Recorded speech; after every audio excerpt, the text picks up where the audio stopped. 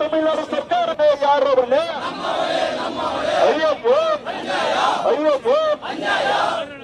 ಶಾಂತಿ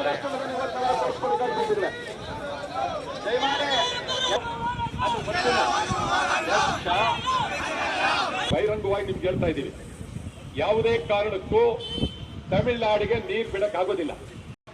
ಪ್ರಧಾನಮಂತ್ರಿಯವರು, ಈ ದೇಶದ ಪ್ರಧಾನಮಂತ್ರಿಯವರು, ಅವರು ತಮಿಳುನಾಡಿಗೂ ಪ್ರಧಾನಮಂತ್ರಿ, ಕರ್ನಾಟಕಕ್ಕೂ ಪ್ರಧಾನಮಂತ್ರಿ, ಸಾಧ್ಯ ಇಲ್ಲ, ನೀರು ಬಿಡಕ್ ಸಾಧ್ಯ ಇಲ್ಲ.